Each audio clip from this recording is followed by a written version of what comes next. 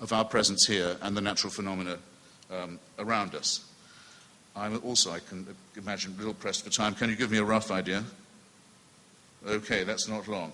I'm going to be very quick and say what I've been implying, and I was going to lead up to a bit more slowly, which is that this referring upwards of these questions of responsibility, of freedom, of inquiry, this referring upwards of them all the time to a celestial authority is, in my opinion, as well as futile intellectually, potentially very sinister, because what it suggests is that we are governed by a kind of celestial dictatorship, by an unanswerable to unchangeable authority in the sky that can watch us, keep us under permanent surveillance, keep us permanently under watch, can convict us of thought crime, can guard us while we sleep, and that carries on this process of surveillance and supervision even after we are dead.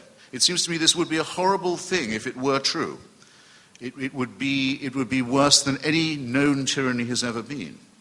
But that in itself puts me in mind of something, which is that most of the tyrannies under which humans have labored in the past and continue to labor under in the present have in their essence been theocratic.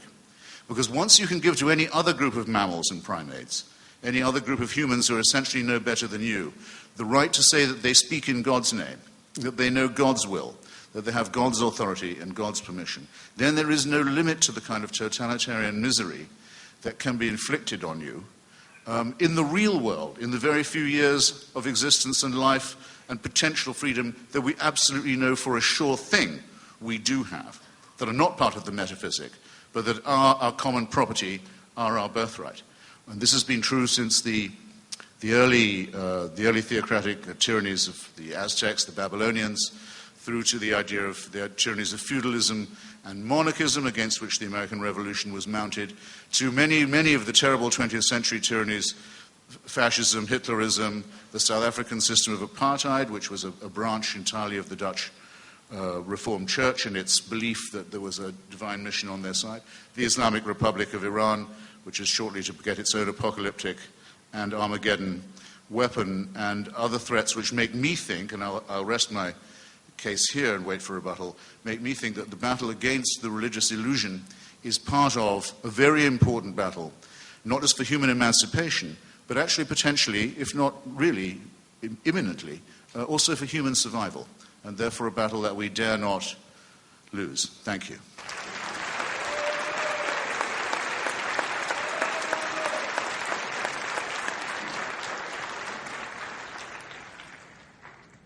We accidentally let Mr. D'Souza go over time for 3 minutes, so Mr. D'Souza will have a 5-minute rebuttal, and then we'll even that score by giving Mr. Hitchens an 8-minute rebuttal.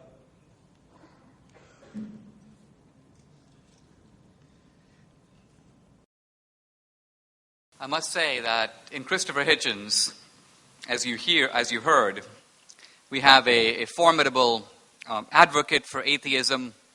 I think one made even more formidable by his impressive Richard Burton accent.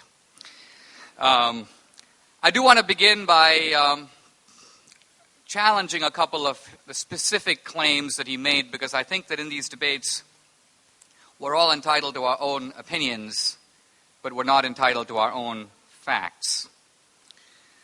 He began by saying that he challenged Christians, or anyone, to state a premise from within religion that is exclusive to Christianity that would not be or could not be advocated, I suppose, consistently or in reason by an atheist.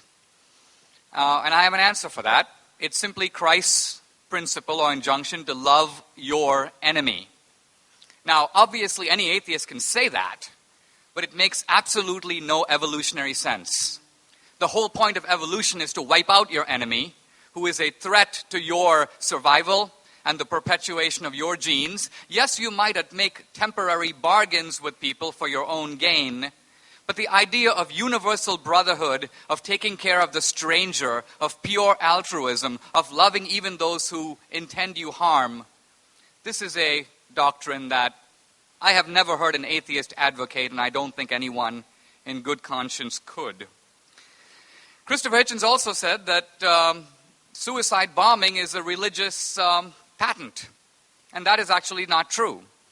The most notable of the suicide bombers of the last century were the Japanese kamikazes, who were doing it not for religious reasons at all, but because of political dedication to the emperor, and you may say a kind of Japanese chauvinism and nationalism to win the war. It had nothing to do with religion. The Tamil Tigers, who are the inventors of the modern form of suicide bombing, happen to be Hindu, but their suicide bombing has nothing to do with that. It's ultimately driven by nationalism and tactical moves in a way to gain territory and power. So an attempt to simply take these actions and ascribe religious motives, even when none are present, I think is a little bit dubious.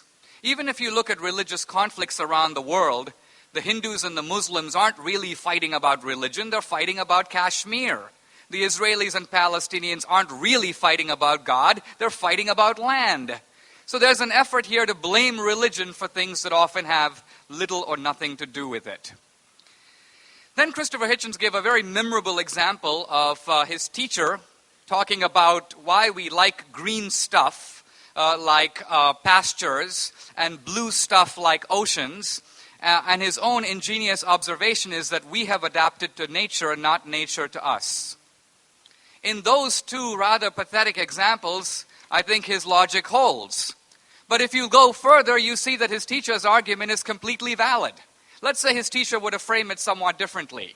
Not that we happen to like green pastures, but aren't we fortunate to live on a planet where the sun is 8 light minutes away? If the sun happened to be further away, it would be too cold to sustain life. If the sun happened to be a little bit closer, we would scorch to death. Oh, isn't it lucky that in our constellation we have a large planet strategically placed like Jupiter, which vacuums up wandering asteroids and meteors and prevents large lethal objects from hitting the Earth?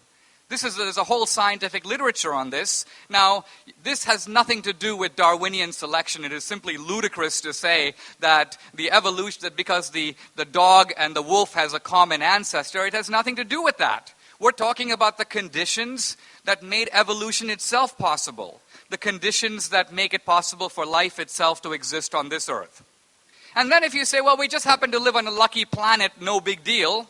There are billions of planets and stars out there. The truth of it is the universe requires certain numerical constants for life to exist. The physicist Stephen Hawking, in his book A Brief History of Time, gives one very revealing example. He says that if the rate of expansion of the universe from the time of the Big Bang differed, not by 10% or 1%, but 1 part in 100,000 millionth million, we would have no universe, we would have no life. This is an argument for design at a completely different level than Christopher Hitchens' well-meaning English teacher. It's an argument that says that not just our planet, but the entire universe has to be as big as it is and as old as it is in order for us to be here having this conversation. This, I think, is an argument that needs to be answered, and I'll wait to see whether it is. I want to make a final point in my time about my own time. My time is up. Thank you very much.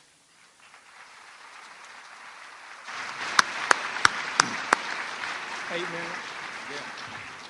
Mr. Hitchens will have 8 minutes, timekeepers. Okay, well, I'll do it directly, because this is starting to be fun. I don't want to change the goalposts, of course, but I don't actually think that loving your enemy is always a moral injunction. There are some enemies I don't love, and I don't think I should. It's not my right for people who might want to kill you and your children or kill my children. It's not my right to love these people. It's my duty to destroy them, to defeat them. There's nothing moral about saying, let them have their way, turn the other cheek. That would simply be